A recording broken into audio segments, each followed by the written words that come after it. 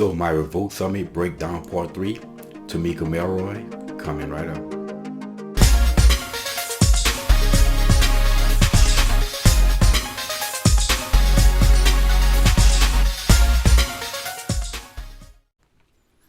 What's up, y'all? Welcome back to More Common Sense, Logic, and Reason, and thank y'all for joining me today. So Tamika Mallory, she was one of the panelists at the Revolt Summit. And I mean, for the most part, she was absolutely irrelevant. She didn't bring anything to the summit. All she did was pretty much regurgitate all the race hustler rhetorical nonsense.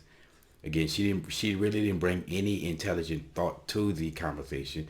But the whole reason why I'm making this video on her was just to show how people can just repair nonsense, how that rhetorical race hustler rhetoric, it just spreads like cancer, like a plague in the black community. And this is one of the things that's keeping black people down, is repeating that nonsense.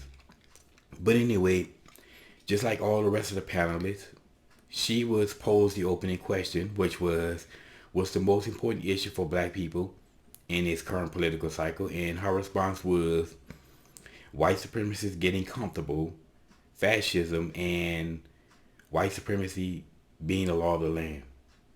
Again, all nonsense, right? So if the white supremacists are getting comfortable, what were they before? Right? And it seems to me like black people are too damn comfortable with niggas killing and shooting. I don't understand that. And then she talks about like fascism. Well, what fascism? Hell, does she even know what fascism is? I mean, as far as an economic system, fascism is country or the government being run by corporations, or corporations or the government making decisions for corporations. So is there fascism in America? Sure. Of course, the governments make, decisions or do things for corporations. Oftentimes is to benefit themselves as well, But as far as fascism go, when we talk about the fascist black shirts of Italy, where in America do we see that? Well, the only place that we see fascism really truly is Antifa. I mean, they claim to be anti-fascist while acting just like the fascist black shirts and the brown shirts of Nazi Germany. So, I mean, that's where the fascism is. Where else is it? They try to say that Donald Trump is a fascist, but Donald Trump is a fascist based upon what? Anyway, and white supremacy being the law of the land. Well, you mean the Constitution? Constitution stopping who from what? What black person in America, as I always keep saying, keep asking, what black person in America can achieve what in this country because of quote unquote white supremacy being the law of the land or the Constitution? They keep making all these ridiculous statements, these canned statements that they've been programmed with. Of course, none of them can't defend it. Right? Then the moderator asked her about, the question of black people being asked to get out and vote because of those who died for them to vote. And her response was that black people basically need to be a part of the conversation. Okay, black people aren't a part of the conversation in America. Okay, we don't hear black people in the media basically perpetrating black people crying about white supremacy and racism all the damn time. Right? We didn't hear in the media about Colin Kaepernick taking a knee. That wasn't crammed down our throats throughout the media. Okay, we didn't hear about Black Lives Matter. All these race hustlers out here, we don't hear from them, even though they're on national TV spewing their message. So how exactly are black people not a part of the conversation? Well, we need to be part of the goddamn work. Okay, roll up your damn sleeves, get your ass to work. And we need to start dealing with the real problems in the black community. If we do that, we'll be part of the work, right? Just the nonsense of that, again, just parroting all that these rhetorical statements is just ridiculous. Then she made this statement about that Donald Trump, calling himself a nationalist and, about not denouncing white supremacy, right? Now, for some reason, the left, and we know why, they are attempting to demonize the word nationalism as if nationalism is a bad thing, And nationalism, by definition, just simply means being extremely patriotic about your country, about your nation. Now, what's wrong with being patriotic about your country. I mean, everybody's patriotic about something. They got people who are patriotic about their college. You know, there are people who are patriotic about their professional sports team. You know, I'm patriotic about my Saints. Okay, about my LSU Tigers. I'm patriotic about that. Okay, I'm still patriotic about my high school. I go to some of the football games and things. So we're all patriotic. But how is being patriotic about your country bad? Because everybody, I mean, it's in some form or fashion, is patriotic about their country. But the reason why nationalism is being demonized, or they're trying to demonize, because Trump is all about nationalism. He's all about America first. And since the word nationalism is in Nazi, that's why they're trying to demonize it. They're trying to link nationalism to Nazism, even though Nazism was National Socialism. And the difference between nationalism and socialism is that nationalism is just a viewpoint. I'm patriotic about my country. It's a stance, a viewpoint, as opposed to people who are anti-patriotic about their country. Socialism is an economic and governmental structure, a system, completely different. So the Nazis were socialist. Sure, they were patriotic about their country, but they were socialist. Okay, the British were patriotic about their country. All right. So nationalism is not an evil thing. It is not bad at all, and we should stop them. We shouldn't tolerate that nonsense of them demonizing nationalism. Every time they try to do that, we should basically destroy that nonsense immediately. Now, as far as Trump, you know, there's nonsense about Trump not denouncing white supremacy. Well, when has Trump ever promoted white supremacy? And Trump has denounced white supremacy plenty of times. They just keep denying it. You know, how many times have Trump had to were asked to denounce David Duke? I mean, he denounced David Duke on Saturday. Sunday they asked him to denounce David Duke. On Monday they asked him to denounce David Duke again, and just several times he's denounced David Duke, and he's still saying that he's not denouncing white supremacy. Then he talks about, you know, this whole, she the one actually that brought up the both sides of white supremacy nonsense. That's actually destroyed because the video, he completely denounces the white supremacists, right? So Trump has never promoted white supremacy to begin with. So if he hasn't promoted it, then why you ask him if he's denounced it? And by the way, I keep asking, when are all these black people going to denounce all this black inferiority? Of course, never going to happen. Well, at least we keep bringing that to the conversation and forcing it on them, because nobody's asking black people to denounce black inferiority, because most people don't even acknowledge it, right? But anyway, now she again goes on this Trump rant that Trump is a racist and an opportunist. And really, this was the whole talk about businesses, you know, the opportunity zones that T.I. was talking about. And as I said before, who is not an opportunity? Everybody is an opportunist, okay? When people open up businesses, they do it because they're opportunities. They want to profit from starting a business. That's the only way people start businesses.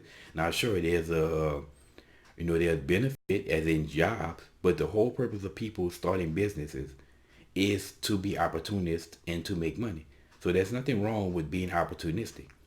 You know, and again, all these race hustlers are opportunistic, right? Tariq, nigga, please brag about being opportunistic all the time. He's making these fake documentaries, right? He brags about lecturing on college campuses to white folks, right? And he brags that the white folks, the ones who pay the money and black folks don't, right? He brags about him traveling. He's an opportunist. But for some reason, when race hustlers do it, nobody have a problem with opportunists in the black community, that is. Now, the moderator asked her about the difference between, you know, activists and an organizer, which is honestly, I think is kind of an irrelevant point. I mean, like, it's like stupidity. It is nonsense, right? Now, her response pretty much was that black people, we aren't all a monolith, which I agree. We all have different thoughts, we all have a different stance. For instance, we have the conservative blacks in America, such as myself. And even though we are a minority group, but growing, right? So all black people aren't not this monolith, and we don't have the same mind. They should talk about how, We need to sit down and talk to each other in rooms, and we shouldn't bring lies. Yet you can lie about Trump with this both sides of white supremacy nonsense. Okay, you can lie with all this rhetorical nonsense that you spew. Again, these people are goddamn hypocrites, I tell you. And then she talked about how in the community, Ray Ray and Keisha don't have jobs because of this whole opportunity zone nonsense, and these businesses aren't providing jobs. Okay, well, where are all these black people to open up business in the black community and create these jobs? Why aren't they doing it? All these race hustles, right? Like Jesse Jackson and Al Sharpton, and as soon as they get some money, they leave the hood. Why aren't they opening up jobs in the black community, right? But the question with Ray Ray and Keisha, what are they doing to try to market themselves? What are they doing to try to gain skills so that they can get jobs? That's the question. Again, the complete lack of personal responsibility. Then she talked about how we need our own party. Own party for what? We don't need any political party to prosper. I mean, where's the political party for Asian people? Yet they are absolutely killing in this country. Nigerians killing it in America. Do Nigerians have their own political party? No. So, I mean, all that is a deflection away from the lack thereof from black people. We don't need a party. The only party we need is the work party, the personal responsibility party. That's the only party that we need as black people in America. Americanized black. Then she harped on that quote unquote Waffle House incident. And like I said, I would have to go in and do my research on this, which I'm really not interested in that, and see what was the actual interaction between this black female in this particular Waffle House and the cops. What happened? What transpired? Did she listen? Was she being disrespectful like black folks often tend to do? Did she comply? And so on and so forth. I would really have to go look into this, which is no interest of mine. But again, this whole Waffle House, I had never heard of it. This was something that Big Mike was talking about. Basically banning, or what's the word I'm looking for? Not going to this particular Waffle House and not all the other Waffle Houses and so on and so forth. But honestly, this is not a real issue for me. And now the last thing that she went on about is about this 3/4 of a black person, or 3/4 of a representation, right? This idea that slaves were 3/4 of a representation. Now obviously they look at this as a negative thing, and how this is the system keeping the black man down and dehumanizing blacks, even though nobody today is worth 3/4 of a human being, right? Excuse me, 3/5 of a human being. Every single black person in America today is one person, just like every single white person, every single Hispanic person. So why do we keep crying about that nonsense? Is beyond me. Okay, and this was all about slaves. And as I say in the video that I made about this, the Race Hustler Retoric, is the purpose of the 3/5 rule was so that the South, who had the majority of the slavery, didn't get full representation for slaves. They just basically said, hey, they shouldn't be counted at all because they're not free. The South wanted them to be counted, so the compromise was 3/5. Each slave would be 3/5 of a person. Why? To limit the representation that the South would get as far as electoral college. But again, it's all pointless because it's not existing anymore. The fact that they keep crying about this is BS. That's basically been ended since slavery. Is just, again, a perfect example of historical crime and black people just wasting time on utter nonsense. Again, as you can see, she really, as I said, she brought nothing to the conversation, really. All she did was she was just a race hustler rhetoric talking point. She just spewed race hustler rhetoric. And this is one of the biggest problems for black people in the black community. This rhetorical nonsense, this incessant want to be victims. It's like they revel in victimhood.